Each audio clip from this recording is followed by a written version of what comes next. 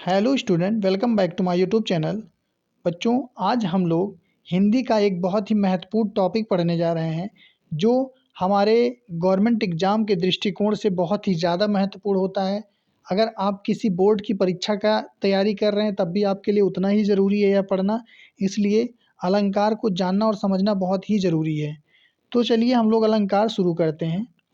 हम इसकी परिभाषा की बात करते हैं, अलंकार कहते किसे हैं? अलंकार का मतलब हम कह सकते हैं गहना। क्या कह सकते हैं इसको? हम लोग गहना या आभूषण कह सकते हैं, या फिर हम सजावट का सामान भी कह सकते हैं। यानी अलंकारोत इति अलंकारः, अर्थात जो अलंकृत करे या सजावट करे वही क्या है? अलंकार है। यानी सजावट का साधन कह सकते हैं या सामान कह सकते हैं या फिर हम गहना कह सकते हैं। यानी सीधा सा मतलब जो अलंकार होता है यह शोभा बढ़ाने वाला तत्व होता है।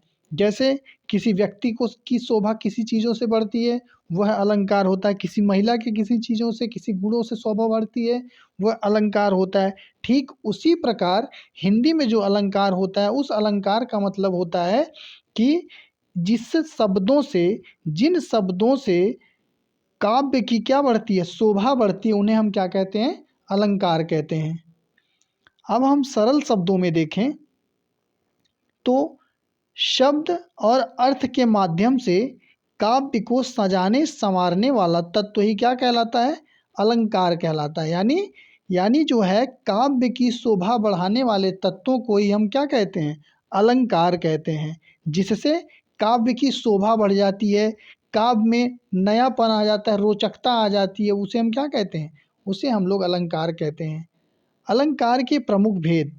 अलंकार के मुख्य रूप से दो भेद होते हैं। अलंकार के मुख्य रूप से कितने भेद होते हैं? दो भेद माने जाते हैं। पहला कौन? पहला है शब्दालंकार और दूसरा है अर्थालंकार।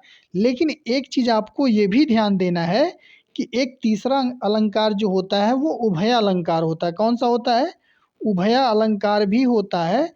जब आपसे परीक्षा में यह पूछे कि अलंकार के कुल कितने भेद होते हैं तब आपको उभयालंकार की काउंटिंग करनी होती है, अन्यथा उसकी काउंटिंग नहीं करनी होती है।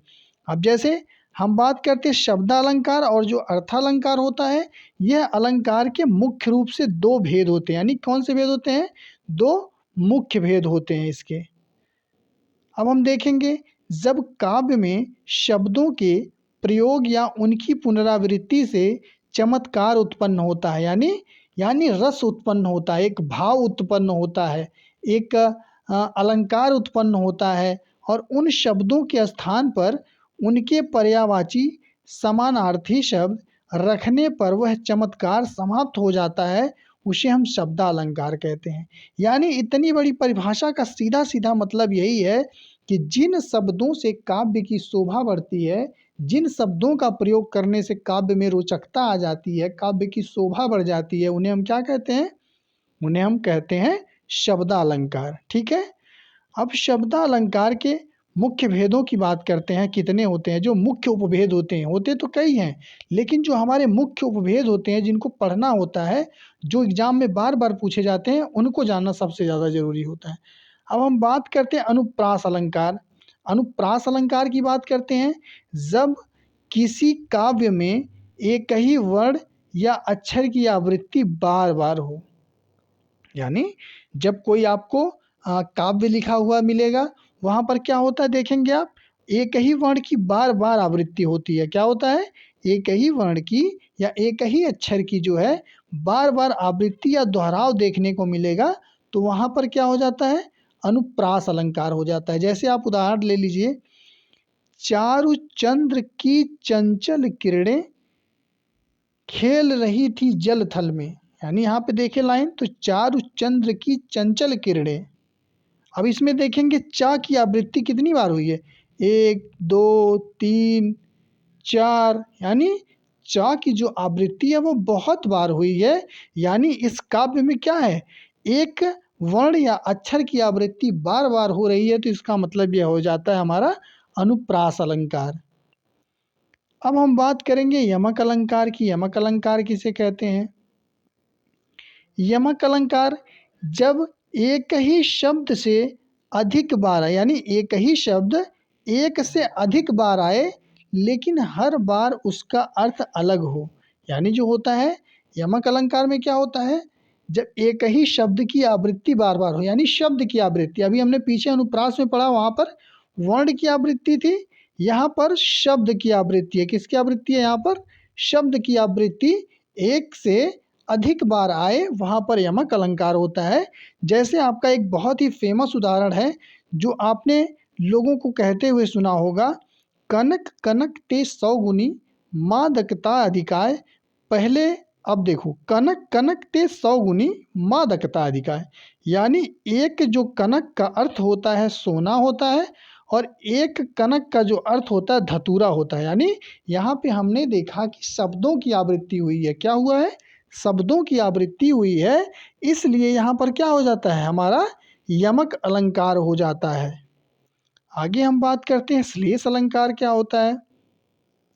तो जो हमारा श्लेष अलंकार होता है, जब एक ही शब्द एक बार प्रयुक्त हो, यानी जब एक ही शब्द एक बार केवल प्रयुक्त हो पर उसके एक से अधिक अर्थ निकले। यानी जो एक ही शब्द, इसमें क्या होता है श्लेष अलंकार में, एक ही शब्द होता है और वो अपने साथ कई अर्थों को समेटे हुए होता है। यानी क्या होता है, वो कई अर्थ को अपने साथ समेटे हुए होता है। जैसे उदाहरण है आपका, पानी गए न उबरे मोती मानुष चून। यानी आपने क्या देखा, पानी गए न उबरे मोती मानुष चून। यानी जो यहाँ पानी का अर्थ है, पानी का अर्थ सबसे पहला तो आपको जल हो जाता है, और दूसरे पानी का जो अर्थ होता है वो सम्मान से हो जाता है, यानी मनुष्य के सम्मान के लिए हो जाता है। और एक तीसरा जो पानी का अर्थ हो जाता है वो चमक से हो जाता है, या मोती के लिए हो गया यहाँ पर। और एक पानी का अर्थ हो गया जल के लिए, आटा के लिए। यानी इस पानी का उपयोग हम जल के लिए भी कर सकते हैं, चून के लिए भी कर सकते हैं, आटा के लिए भी कर सकते हैं। यानी एक ही पानी का जो अर्थ होता है वो हमको अलग अलग परिदृश्य में बहुत तरीके का देखने का मिल रहा है। यानी एक ही शब्द के कई अर्थ निकल कर सामने आ रहे हैं। तो ऐसी सिचुएशन में क्या होता है, वहाँ पर श्लेष अलंकार हो जाता है। अब हम बात करते हैं पुनरुक्ति अलंकार क्या होता है। जब कोई शब्द दो बार दोहराया जाए और उसका अर्थ एक ही हो, यानी पुनरुक्ति अलंकार क्या होता है, पुनरुक्ति। पुनरुक्ति यानी इस शब्द से ही हमको क्या समझ में आता है कि क्या है, पुनरावृत्ति। पुनरुक्ति मतलब पुनरावृत्ति। क्या होता है, पुनरावृत्ति हो गया। पुनरुक्ति का मतलब पुनरावृत्ति, यानी जब कोई शब्द दो बार दोहराया जाए और उसका अर्थ एक ही हो, लेकिन वह किसी भाव को क्या करता है, किसी भाव को प्रभावशाली ढंग से व्यक्त करे। यानी जैसे हर्ष, शोक। हम एग्जाम्पल देख लेते हैं इसका उदाहरण, ठुमुक ठुमुक रुनझन धुन सुनी। यानी ठुमुक ठुमुक रुनझुन धुन सुनी। यानी हमने देखा कि जो पुनरुक्ति अलंकार होता है वहाँ पे क्या होता है, एक ही शब्द का दो बार प्रयोग हमने देखा। यानी ठुमुकी और ठुमुकी, यानी दो एक ही शब्द का दो बार प्रयोग होता है, पर दोनों का अर्थ क्या होता है, समान होता है। दोनों का अर्थ क्या होता है, समान होता है। और समान होने का मतलब एक ही शब्द को दो बार यूज किया गया लेकिन अर्थ में कोई अंतर नहीं आया, तो इसका मतलब क्या हुई, पुनरावृत्ति हो जाती है। क्या हो गई, पुनरावृत्ति हो गई। तो इस सिचुएशन में इसको हम क्या कहेंगे, पुनरुक्ति अलंकार कहते हैं। अब हम बात करते हैं अलंकार के जो दूसरा सबसे महत्वपूर्ण भाग होता है, अर्थालंकार की ओर। जब काव्य में शब्दों के अर्थ के कारण चमत्कार या सौंदर्य उत्पन्न होता है तो उसे हम अर्थालंकार कहते हैं। यानी क्या होता है, जब काव्य में शब्दों के अर्थ के कारण चमत्कार या सौंदर्य उत्पन्न होता है तो उसे अर्थालंकार कहते हैं। यानी यहाँ पर जो काव्य की शोभा बढ़ाएंगे वो अर्थ बढ़ाएंगे। यानी शब्दों के अर्थ यहाँ पर काव्य की शोभा बढ़ाते हैं, और शब्दालंकार में शब्द शोभा बढ़ाते थे। यही अंतर है इन दोनों अलंकारों में। अब हम इनके मुख्य भेदों को देख लेते हैं, मुख्य उपभेदों को देख लेते हैं। तो सबसे पहले हम बात करते हैं उपमा अलंकार। उपमा, उपमा का अर्थ जो होता है वो होता है तुलना। उपमा का अर्थ क्या होता है, तुलना। जब एक वस्तु की तुलना किसी दूसरी अत्यंत प्रसिद्ध वस्तु से, तुलना भी किससे हो रही है, प्रसिद्ध वस्तु से, तथा उसके रूप, गुण या धर्म के आधार पर की जाए, वहाँ पर क्या होता है, उपमा अलंकार। उपमा का मतलब सीधी सीधी सी बात है, किसी प्रसिद्ध वस्तु से अगर किसी चीज़ की तुलना कर दी जाती है तो वहाँ पर कौन सा अलंकार हो जाता है, उपमा अलंकार हो जाता है। ठीक है। अब जैसे क्या है, पीपर पात सरिस मन डोला, पीपर पात सरिस मन डोला, यानी मन की तुलना किससे की गई है, पीपल के पत्ते से की गई है। पीपर पात सरिस मन, यानी पीपल के जैसे, पीपल के पत्ते के जैसे मन डोल रहा है, पीपल के पत्ते के जैसे मन डोल रहा है। ठीक है। तो उस सिचुएशन में क्या होता है, उस सिचुएशन में हमारा हो जाता है उपमा अलंकार, क्योंकि यहाँ पर दो वस्तुओं की क्या की गई है, तुलना की गई है। ठीक है। जहाँ पर सरिस, अब ट्रिक इसकी क्या है, ट्रिक आप जान लीजिए, जहाँ पर सरिस आ जाए, सरस आ जाए, वहाँ पर क्या हो जाता है, वहाँ पर हमारा उपमा अलंकार हो जाता है। अब बात करते हैं रूपक अलंकार की। जब उपमेय यानी जिसकी तुलना की जाए, उपमेय किसे कहते हैं, जिसकी तुलना की जाए, और उपमान जिससे तुलना की जाए में कोई भेद ना हो, वहाँ पर अर्थात उपमेय अलंकार होता है। यानी सीधा सीधा जिससे हम तुलना की जा रही है, जिससे हमको तुलना करना, उसी को हम अपना ही मान ले, उसी को ही हम क्या मान ले, उसी को आधार मान ले, उसी पर आरोप कर दें, वही क्या होता है, रूपक अलंकार होता है। जैसे होता है चरण कमल बंदौ हरिराई, चरण कमल बंदौ हरिराई, यानी यहाँ जो चरण है वह उपमेय है, वो सीधा कमल उपमान ही मान लिया गया। यानी यहाँ पे क्या हुआ, चरण कमल बंदौ हरिराई, यानी आपके जो चरण हैं, आपके जो चरण कमल हैं, यानी चरण को ही कमल मान लिया, इसकी मैं पूजा करना चाहता हूँ, इसकी वंदना करना चाहता हूँ। यानी सीधा सीधा चरण को कमल कह दिया इसने, चरण की कमल से तुलना नहीं की है, तुलना करता तो सरिस होता, लेकिन यहाँ तुलना नहीं किया, सीधा सीधा आरोप कर दिया, यानी चरण को कमल पे आरोप कर दिया ले जा करके। इसलिए इस सिचुएशन में क्या हो जाता है, रूपक अलंकार हो जाता है हमारा। अब हम बात करते हैं उत्प्रेक्षा अलंकार क्या होता है। उत्प्रेक्षा अलंकार, जब उपमेय में उपमान की संभावना की जाए, यानी जब उपमेय में उपमान की संभावना प्रकट की जाए, इसके, हाँ, तो वहाँ पर क्या होता है, उत्प्रेक्षा अलंकार होता है। इसके जो बोधक शब्द होते हैं, यानी ये जो ट्रिक है, यहाँ पे आपको दिखेगा मनहु मानो, मनु जनु जानो, मनहु जनहु, ये शब्द अगर आ जाते हैं तो उस सिचुएशन में हमारा उत्प्रेक्षा अलंकार होता है।